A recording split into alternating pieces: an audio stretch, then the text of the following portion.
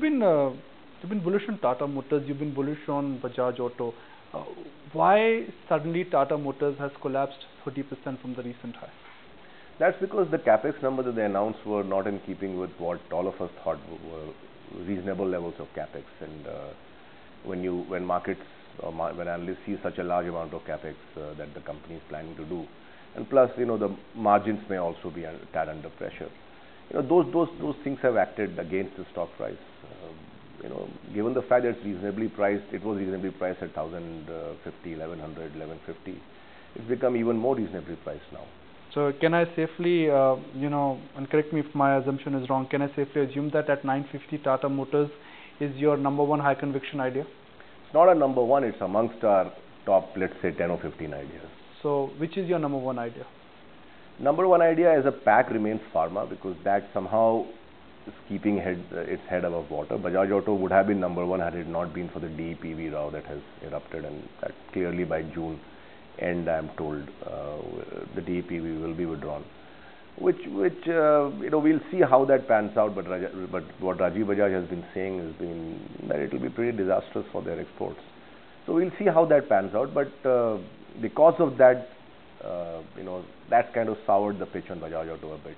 But closer to 1150, closer to 1200, is Bajaj Auto more like a blind buy? Well, I hope it doesn't get there. But if it were, and markets being market, it could get there. And I would think it's worth a bet at those levels. Sub 900, is Tata Motors a blind buy? Nothing in markets is ever a blind buy. High conviction idea. It is, but again, I'm not in the camp that equities are friends for all time. You buy a stock, you don't get married to it. That's for Warren Buffett and a couple of people in India, but that's not the way I look at markets. Markets are fickle to you, and you have to be fickle to the markets, and that's the way I look at this. It's okay. You like something, you move on. You don't have to keep liking something perennially. If it becomes very dramatically cheaper with the same fundamentals, we look at it again. Otherwise, the trade is over and you moved on. Is Reliance a good contra bet now? Just because something is at a 2-year low means nothing at all.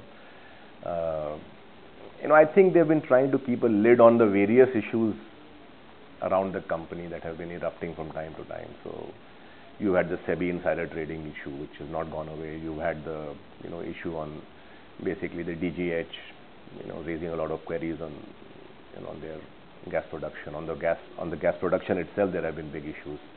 And now you have this whole gold plating issue of that they hiked the capex beyond what was required in order to get a higher share of what the government's revenue to flow through to them was going to be. And now I read in the papers the CBI is investigating it and all that.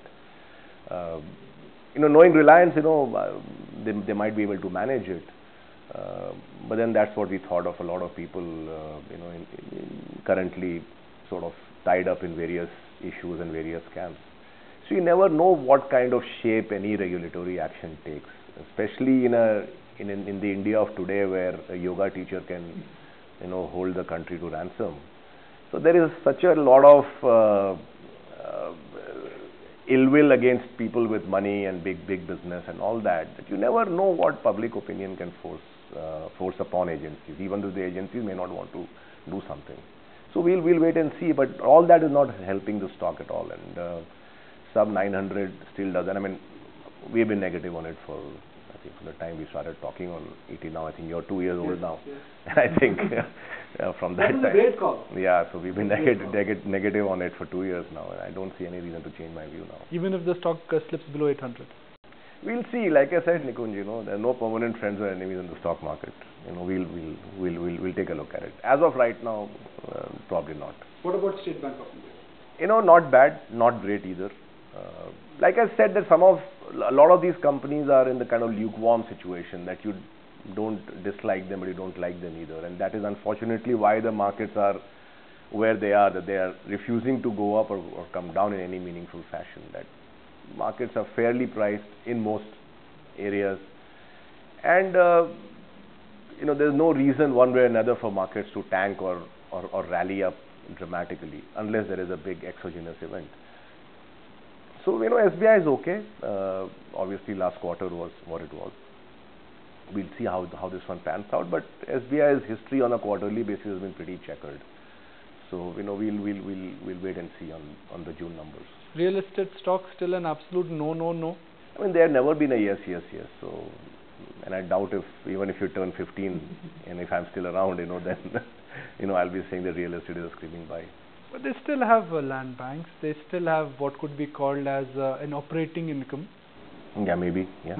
You're not sure of that? I'm not sure of anything to do with real estate. Telecom at these levels, is the consolidation now over? Is the pricing power now coming back for telecom companies? I mean, the downside to prices is probably reduced for sure, and especially with half the telecom industry inside the hard jail now. So at least the downside on the pricing has come down for sure. So it's going to help the existing players. What is interesting to watch out for is how Bharti does on the Zen part of its business. So far the indication is that it's doing well. Our take is that not this year, the next year it might see a reasonable earnings jump, large, not coming out of India, but coming out of the sort of more improved numbers out of Zen. If that were to happen, then at least this sector is not a sell. Maybe it's not a buy by way of an absolute price performance. But like I said previously on your show as well, that it is not a sector which will fall more than the market as of right now. It was falling more than the market a year back or 6 months back. But now I think it's more or less into a groove and will tread water, but will not underperform the markets from here on. So in some sense, it's a little bit of a safe haven right now. What about ADAG stocks? Well, I mean, again, hard to make a call around companies or stocks which are sort of governed by government actions and factors which are non-fundamental in nature. We'll see again, because there are still some proceedings which are pending, which I'm given to understand. We'll see what the outcome of those are.